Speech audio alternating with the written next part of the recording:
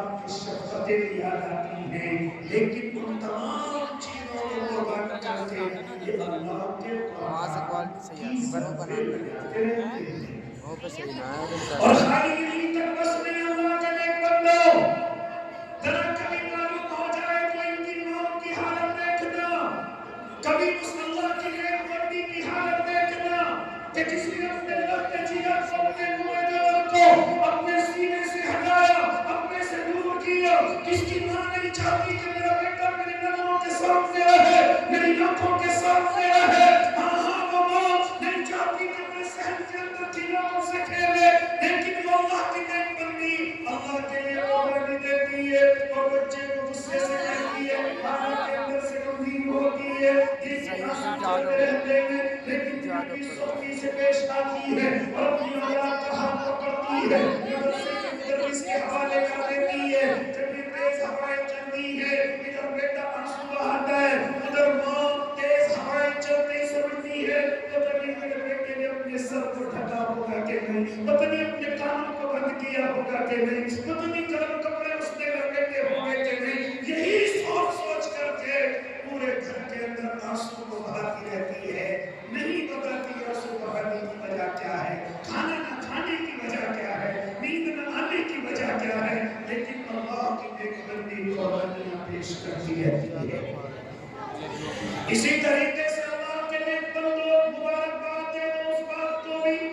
جو محنت اور مزدوری صبح سے لے کر شام تک کرتا ہے، صرف اس نیت سے کہ میری اولاد ترقی کر جائے، حالانکہ اسے بہکانے والوں نے بہکایا، کہاں بھیج رہا میں، کس مدرسے کی طرف جا رہا میں، ارے اسکول اور کالج کی طرف کیوں نہیں بھیجتا، وہاں پر ترقیاں ہیں، وہاں پر ڈگریاں ہیں، ڈگریوں کے بعد نوکریاں ہیں، کہاں بھیج رہا ہے، لیکن جو اللہ کا بندہ محنت کر کر مزدوری کرتا ہے اور کہنے والوں سے کہتا ہے مجھے اس دنیا کی ضرورت نہیں، مجھے اس دنیا کا لالچ نہیں، مجھے اس دنیا کی ترقیاں نہیں، مجھے اس دنیا کی ڈگریاں نہیں، میں تو چاہتا ہوں کہ جب قبر کے اندر پہنچوں تو اللہ میری قبر کو سکون سے میری اولاد کی وجہ سے بھر دے، جب میں قیامت کے میدان میں اللہ کے دربار میں پہنچوں تو مجھے ذلت کے ساتھ نہیں بلکہ عزت کے ساتھ آواز لگائی جائے، ہاں میں چاہتا ہوں کہ جب اللہ جنتوں کے فیصلے کرے تو میرا فیصلہ اس حال میں ہو رہا ہو، اس اللہ کے بندے کو جنت اس لیے دی جا رہی ہے کیونکہ اس کے بیٹے نے اللہ کے قرآن کو حفظ کیا ہے، اللہ کے کلام کو حفظ کیا ہے۔ نعرہ تکبیر، نعرہ تکبیر، جامعہ کاشف العیوب۔ اس لیے اللہ کے نیک بندو، یہ حافظ قرآن بننا اتنا آسان نہیں، ذرا ان ماں کی قربانیوں کی کارگزاری معلوم کر لینا اتنا آسان نہیں، ذرا اس کے باپ اور اس محنت کی بھی کارگزاری معلوم کر لینا، کس کا دل نہیں چاہتا جب بیٹا جوانی کی طرف چلنے لگے، جب بیٹا جوانی کی طرف آنے لگے، کس کا دل نہیں چاہتا بیٹا میرا ہاتھ بٹائے، کس کا دل چاہتا وہ بھی کما کر کے لائے، اور نہیں چاہتا میرا سہارا بنے، لیکن اللہ کا نیک بندہ مزدوری کر رہے، محنت کر رہے اور مدرسے والوں سے آ کر کے کہہ رہے میری طرف سے بے فکر رہنا، ہاں میری طرف سے فکر مند نہ ہونا، میں تو پہلے سے مزدوری کرتا رہا ہوں اور مرتے دم تک کرتا رہوں گا، لیکن میری اولاد کو کامیاب کر دینا، میری اولاد کو حافظ بنا دینا، میری اولاد کو عالم بنا دینا، ہاں وقت پر نہیں کھاتا، وقت سے پہلے پورا ہو جاتا ہے، بیماریوں کو چھپاتا ہے، لیکن اپنی اولاد کے لیے بڑی محنت اور مشقت کے ساتھ اللہ کا یہ نیک بندہ آگے بڑھتا چلا جاتا ہے، اور ہم نے تو اپنے وقتوں میں اپنے والدوں کو یہ کہتا ہوا سنا ہے میرا بیٹا کامیاب ہو جائے، استاد مکرم چاہے آپ اس کی کھال کی اپنی جوتیاں بنا لینا، اس کی ہڈیاں مجھے دے دینا، لیکن یہ جملے کہنا اتنا آسان نہیں ہے، بڑا سخت دل چاہیے، بڑا پتھر دل چاہیے، ہاں کون کہتا ہے باپ محبت نہیں کرتا، لیکن یہ جملے اس لیے کہے جاتے ہیں تاکہ میری اولاد کی اولادیں کامیاب ہو جائیں، میری اولاد کی اولادیں جنت میں جانے کا ذریعہ بن جائیں۔ اسی طریقے سے جامعہ مبارکباد پیش کر دو ان کے استاد مکرم کو، ہم خالی اس میں تلاوت کی محنت میں ان حفاظ کی محنت میں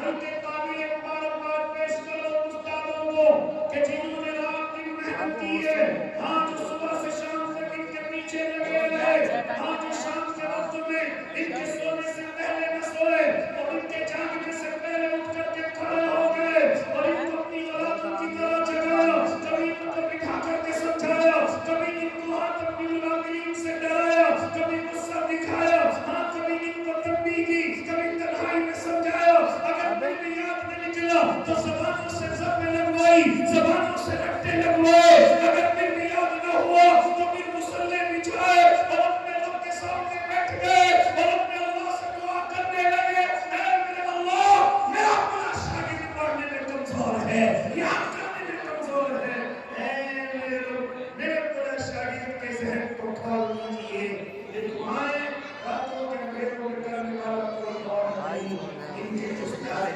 کرم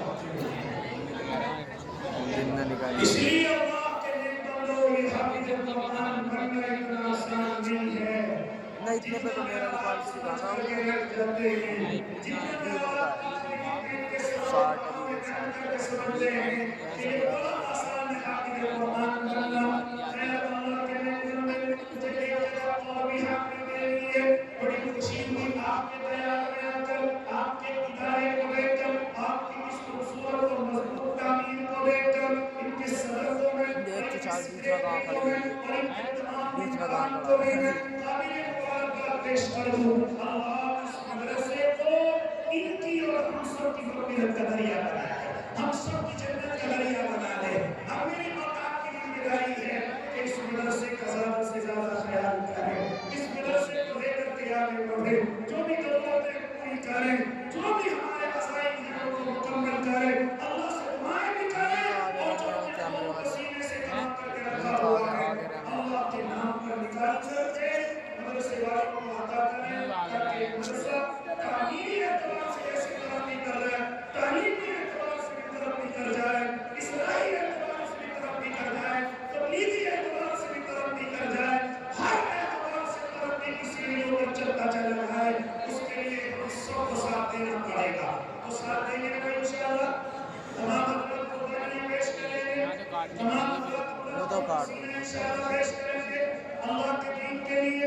جب کوئی اس مجمع میں دعا سے پہلے ہے جو کھڑا ہو کر کے اپنے مدرسے کے لیے کچھ لے کر کے بیٹھا ہوا ہے، اور اللہ کا نیک بندہ جو سب سے پہلے کھڑا ہو کر کے آ رہا ہے، یہ چھوٹا سا بچہ ہوا اس کی ماں میں برکت عطا فرمائے، ایک صالح عالم بنائے، تو جتنے میرے بھائی بیٹھے ہوئے ہیں آؤ جلدی سے مدرسے کا تعاون کریں، یہ میرے بھائی کے ماشاءاللہ دوستو اللہ قبول فرمائے، یہ میرے جوانوں کے ماشاءاللہ قرآن میں تصلاف علیہ السلام علیہ عبد الجبار بیگم نے 5000